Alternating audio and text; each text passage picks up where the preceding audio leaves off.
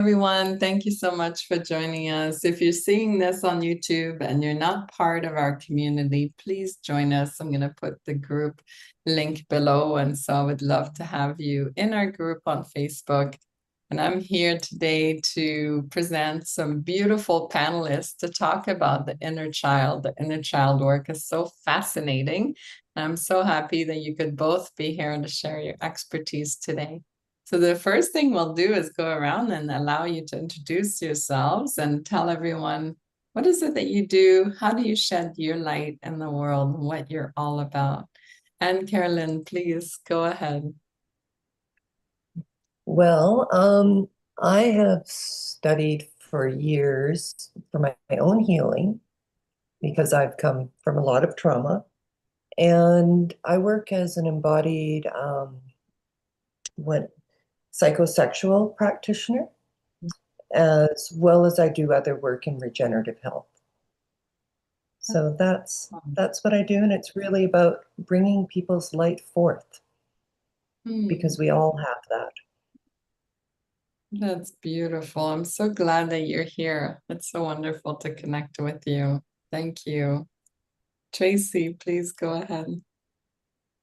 Hi, I'm Tracy Davies, and I do a lot of different things. I do family constellation facilitation, artwork, and behind me you see many of my pieces of art.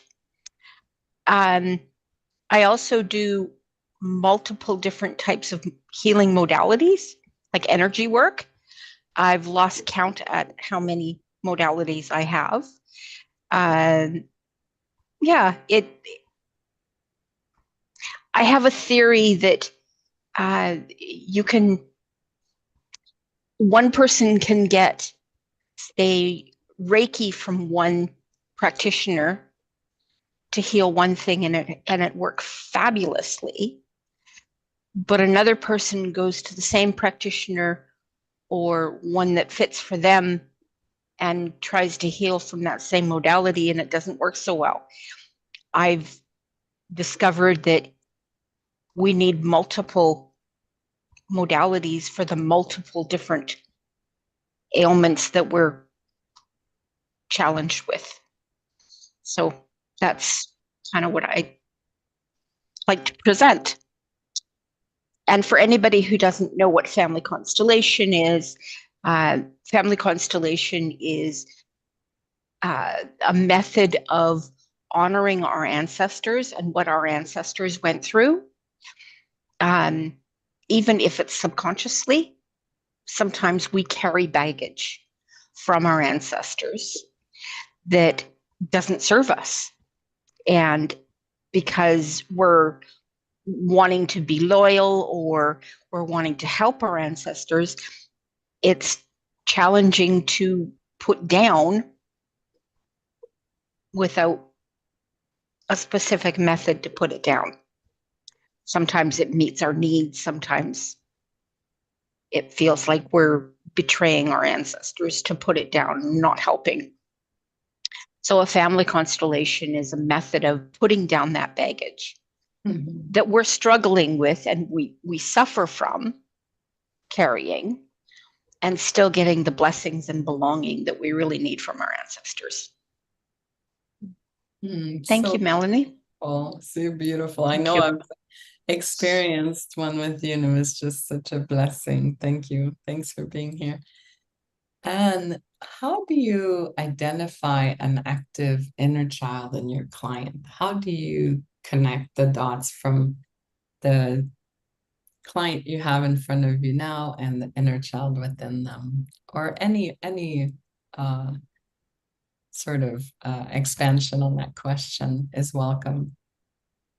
Well, I think the first thing is who's driving the bus? Is your inner child driving the bus, and where is the adult in there? I mean, that to me that is the first one of the questions I will ask. Like, is it the child that is acting out, or is it, the adult, the fully embodied healthy adult that is up there. Okay, yeah, I've got you. You're fine. You're safe with me. Or is it the child who's just out there? I don't, what are we doing? What are we doing? And, in full trauma response because they shouldn't be up there. The adult has disappeared. And that's, the easiest way. And there are lots of different ways of reparenting. But really, for me, it's because the work I do is somatic based, is really connecting with your body and your heart and getting the adult back in their body. Because most of us avoid being in our body. We, we numb out. We do all the things that keep us out because this is where maybe the initial pain, be it shame or physical pain, has occurred. So we avoid our body, even as a society, we avoid our body as much as we can.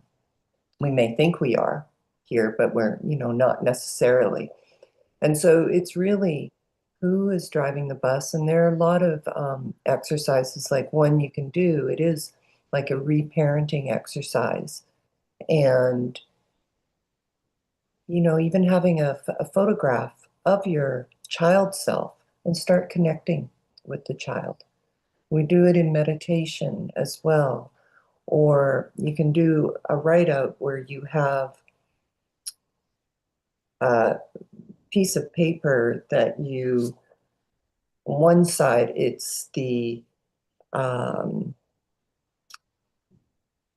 what the child needed at the time, and you're writing from the child's perspective. What do you, what do you need? And then the parent, actually, the parent being the adult version of yourself, showing up and starting to actually really love on that child when something comes up and you're connected. You really just start, oh, I see you. I love you. I'm here with you, holding. And a lot of this is done in meditation, but it can also be done not in meditation. So that's some of the work that I do. And so for those watching that are maybe unaware of what that even means, like you're speaking a little bit about that automated response, like how do you see it in people's behaviors? What are some of the examples that you've seen in your practice where you're like, oh, okay, this may be connected to that? Well, I think it's whenever adults are acting out, if you're being triggered very quickly, if triggers are like something reminds you of an event from childhood, but you're not conscious of it. You just know that you're being triggered. This person triggered you. And, first of all, maybe to look at triggers as a gift, as going, oh, what's that about? Because it's never about the other person. It's really about you. And I might be going off topic a bit. So I trust you will rein me in. So if it is a trigger, it's actually your own work to go back to yourself and look at, oh, what's that about? And if you have a client that is constantly being triggered and you can point that out to them, oh, when did you first experience that? What is that? And does that show up often? And it can be just an acting out that is not really who they truly are. It's an external action. Does that make sense? Does that help you? Yeah. Yeah, I love that. Thank you. Tracy. Thanks, Anne. I really love that. Who's driving the bus? Very good. So I kind of see it like whenever I agree that it has to do relates right to triggers. And I describe a trigger whenever there's too much emotion for a particular situation, it's usually an indication that you're triggered. So that's kind of how I see it, is when you're, say, somebody moved a pencil and you're like off the charts. Like, it's like, okay, there's a bit of a trigger there. Or for example, you're doing something and somebody interrupts you and you get really upset. It's like, that's a trigger. Yeah, for me, around reparenting, so this is a bit of a story, but I have what I call a magic tree.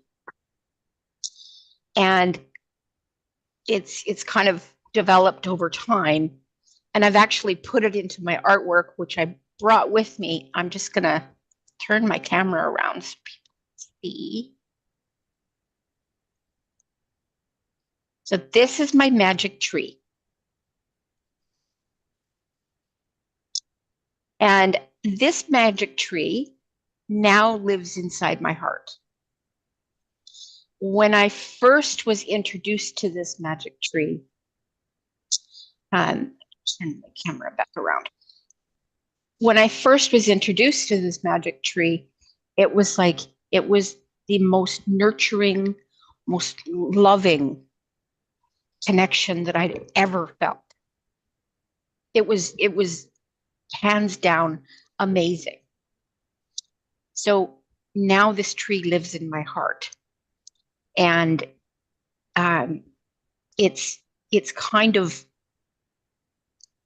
developed, I would say, to the point where it's a full house.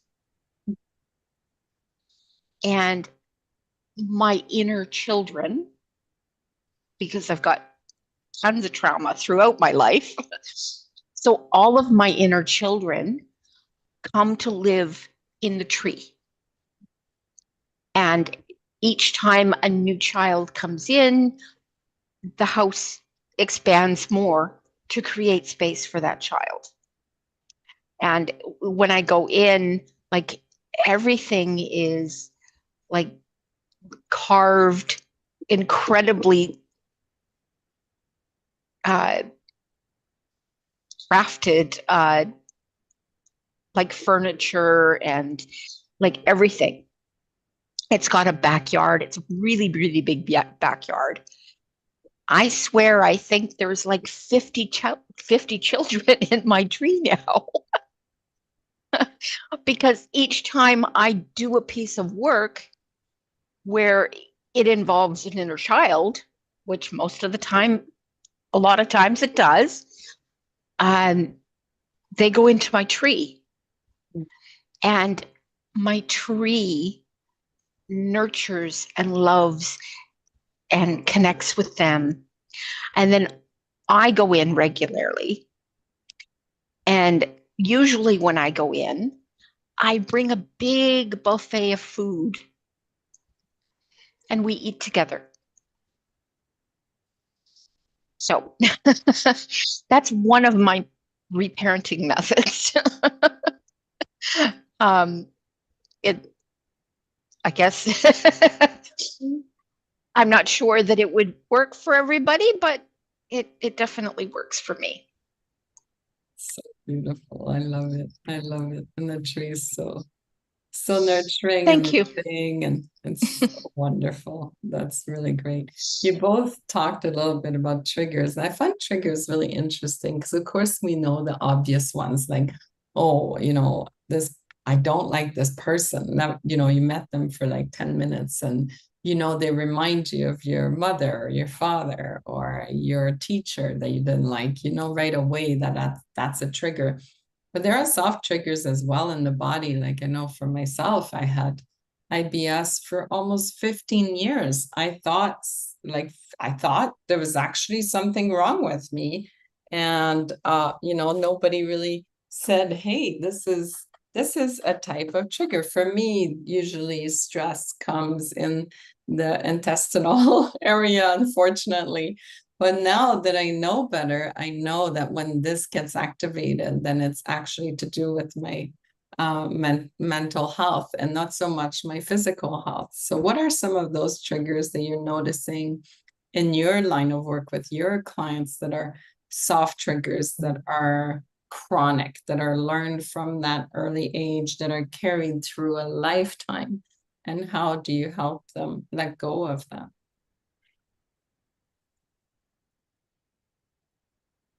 Should I go first? Yeah, and you can Okay. go ahead first.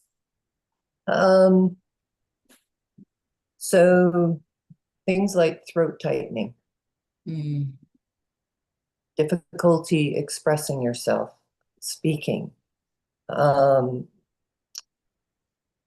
any type of, as you mentioned, any type of stomach issue.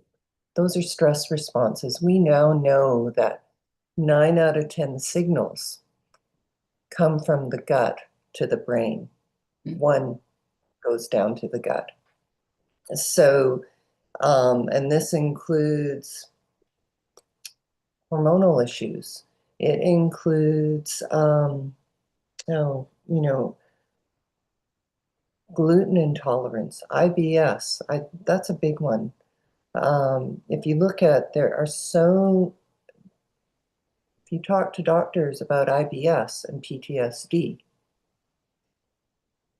a lot of PTSD survivors, or however you want to say it, they have IBS. So that's a trauma and correlation right there. Lower back pain, neck pain, everything. What happens when, when we're in like a flow place, we're expanded. When we are in a trauma place, we're contracted and everything becomes tight. And it's not just like you walk around like this being tight, so you can see it on people in their gait, when they're walking, how they speak. Is it all kind of shut down? How they sit, how they, look around the room. There's so many indicators. And what was the second part of the question? Yeah, how do you help then the clients when you're realizing these soft triggers that are ongoing, that are chronic, like the ones you're explaining? How do you help them release that? How do you help them process Oh that? my gosh, there's so much there's so much that I can do. It depends on the client as well, of course. And I mean, even those beautiful yoga uh, postures where you stand in the starfish and you open up your whole being and standing there. It is so incredibly freeing for people. So there's a lot of things like that. There's connecting with nature. Grounding practices are huge. Go and get out there and get your feet on the ground. And if it's winter, as it is in Vancouver right now, go out and touch a tree. Like, go and connect with the tree. Like, put your hands on the tree. And the more you do that, you will start to feel the energy of that. Um, what else? Oh, there's so much. Like, again, meditation. I do a meditation where we connect with the inner child and our heart, um, because you need to. It's really helpful. I invite my clients to really start connecting with their body. And in meditation, connecting with your body, connecting with your gut, connecting with those organs that may feel like they're betraying you. Looking, experiencing them in a different way rather than in pain or shame. There's, oh, what would happen if we started to actually communicate to our gut? Hey, what do you need from me? And sending some light there and holding space for my clients when they go through that, because there can be a whole roller coaster of emotions that come up. And a lot of times it involves tears, but there are so many ways, and it's also just shaking it out. There's a lot of Tai Chi that helps, Qigong. Um, I don't know. I have a lot of different practices I incorporate. I also do energy work if that is something that they are open to. Um, is that helpful? Or would you want me to be more? I gave a lot of examples, I think. Beautiful. I love it. Yes, thank you. Tracy, please go ahead. Okay, so the first part of the question is some of the soft triggers that you see in people. As Anne said, she mentioned many of them. Some of the ones that kind of stick out for me is the vagal nerve. When your vagal nerve is like out of whack, that affects like your whole neck. It affects your shoulders. It affects your gut. It affects like so many different parts of your body. And when the vagal nerve is out of whack, it causes a lot of pain. Mm-hmm. Like when you can feel that your neck and your shoulders and your back are so tight that it's hard to move. Mm-hmm. That's an indication that your vagal nerve is off. And I agree with Anne, with the ones that Anne said. I don't see a need to repeat them. Some of the ways that I like to deal with the soft triggers are I encourage people to get 2 stones and have one of them represent you and one of them represent, say, if it's your vagal nerve, have one of them represent your vagal nerve. Or if you're aware of it being an inner child, have that other stone represent that inner child. Or have that stone represent your IBS. And you tell both stones what they represent. And then you put them close together so they're facing one another, somewhere where they won't get disturbed. And you just say, get to know each other. Connect. That works wonders. I love that tool. Another tool that I like to use is I take people through a guided journey inside their body where I facilitate communication, because a lot of times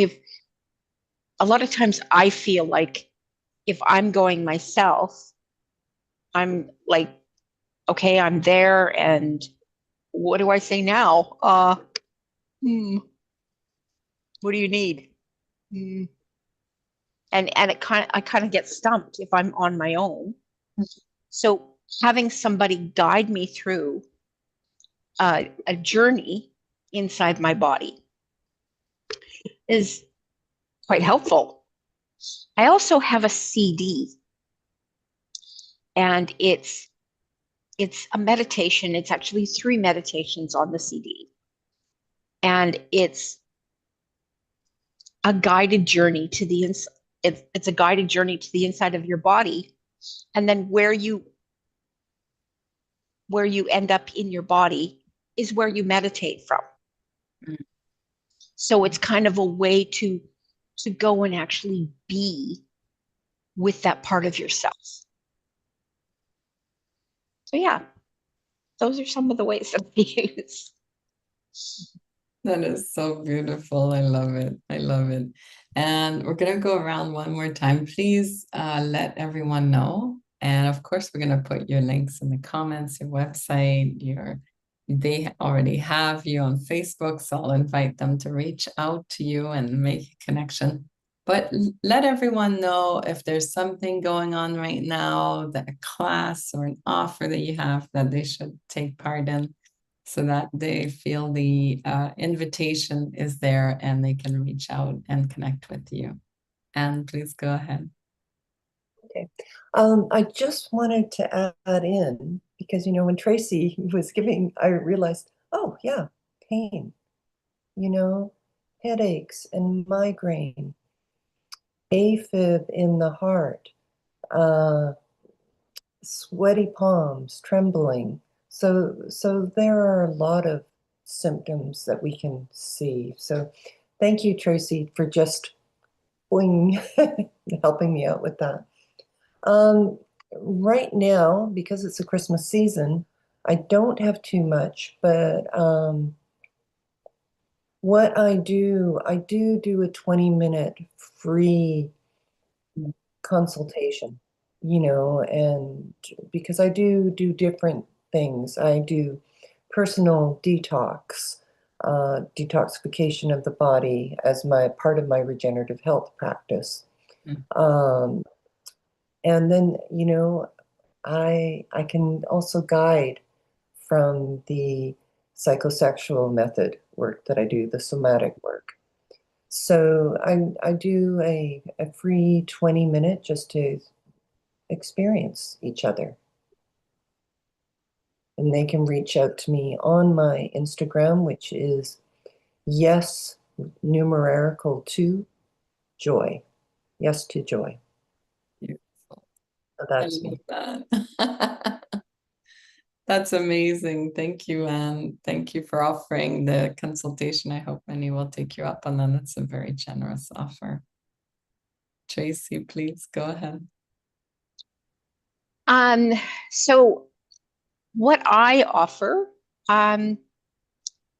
is since I guess about the beginning of last year, I've started doing coasters. And Melanie, you have a coaster. You can you know what my coasters are all about. But I've now added pendants, bracelets, and paintings to this whole array of things. And I've got a book that of all the different types of coasters, pendants, bracelets I do to address many different things. So from addiction to I'm trying to get as many of them in there as possible.